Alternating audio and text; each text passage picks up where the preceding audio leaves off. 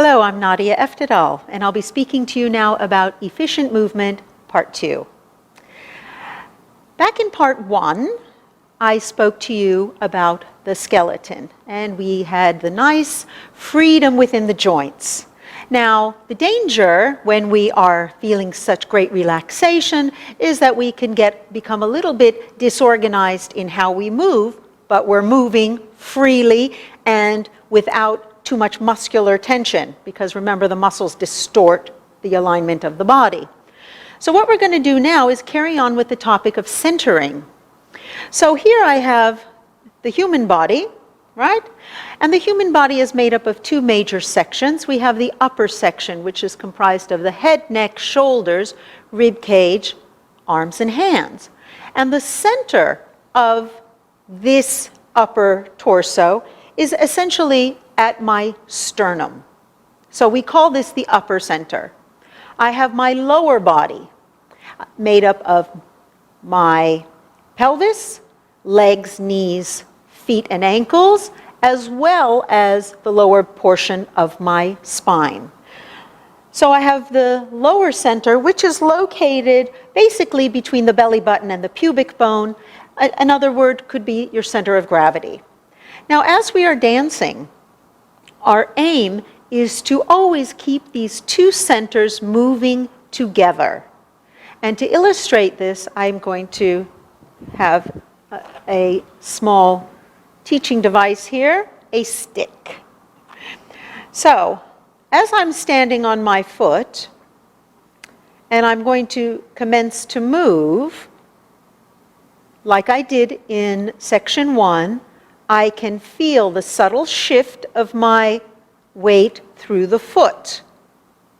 I hold my feet on the ground even though I start to move my two centers.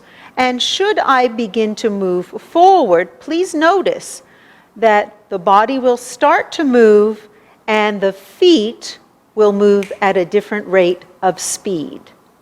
I don't move everything all at the same time. Okay, I hope you can see that there is a very slight leaning of the body weight, and then the foot catches the moving body, especially when we're dancing a checked forward walk. Bum, bum. So, as I was moving forward and backward, I wanted you to see that these two centers, if I hold the stick here, I can feel them, and however, by putting the stick out in front of me, it gives me a tangible way to feel the movement of the two centers, even though my feet are still pressing against the floor. Now, there are some figures in all of the dances where we actually keep the center still, even though we might have to dance a hip action, such as a cucaracha, or even if I was dancing any figure that moves in a sideways direction. The center line remains very still as the legs and feet do the work. The next thing I'd like to show you is how to keep the two centers aligned during rotation. If I was dancing a spot turn or a walk around turn, I would start to move the centers where I want to go and then have my foot catch up.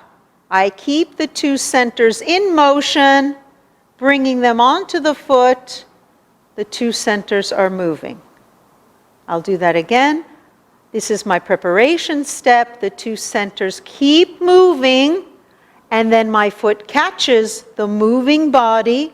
The two centers keep moving.